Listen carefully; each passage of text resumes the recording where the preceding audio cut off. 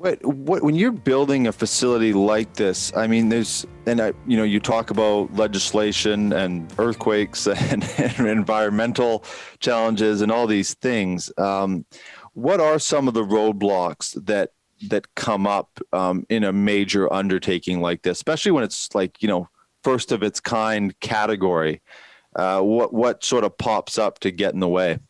Well, that you hit the nail on the head. Because this is first of its kind, frequently there was no path for us to follow environmentally.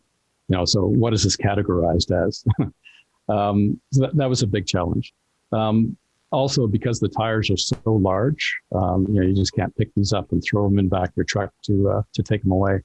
So everything we designed had to be uniquely designed for this application. So there's been a tremendous amount of trailblazing for that.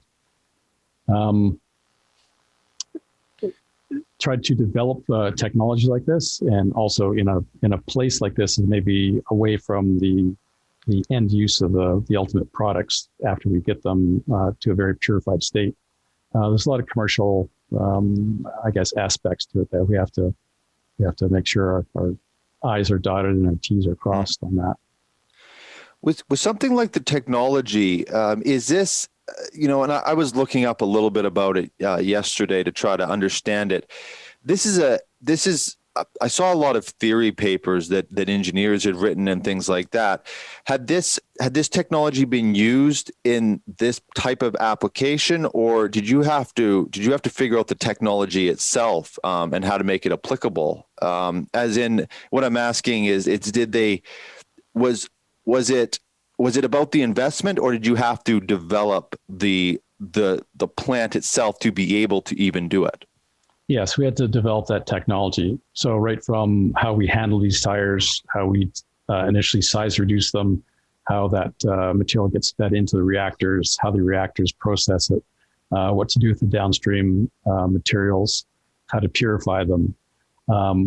Also, a very big component was how do we account in the legislation to give them proof of recycling? The Chile government was they're very, strict on what is proof. They don't want the tires just to disappear somewhere. So we had to create a framework of, we take custody of those tires right from the mine. We know what truck it came from, who drove it, what date, the weight of the tires as it goes through the process, say from stockpiling to cutting into the process and out. So we need to account for basically every kilo of that. And then we can say to the government, with backing up from paperwork and records, these tires have actually been recycled. And so that goes back to the customer. They're abiding by the legislation. So there's a lot of behind the scenes work as well, not just the process itself. Are there, for a plant like this, obviously there's the safety component. I'm sure that was a major thing and it was already touched on. But how do you make a plant like this a safe facility? This is in La Negra, Chile, so it's on the edge of the Atacama Desert. There's no water there. There's no services there. So on a plant like this, the biggest concern is fire. So we've got very large water reservoirs, water cannons throughout the plant, and storage areas, infrared sensors. We use a special fire encapsulation ingredient that really takes the heat out of any fire that might happen.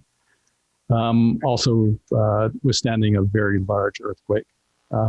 So if that were to happen, we've engineered it to Chile standards, which are extremely high. They know how to build things down there that don't fall down. So all those things go together of trying to make the safest plant as we can.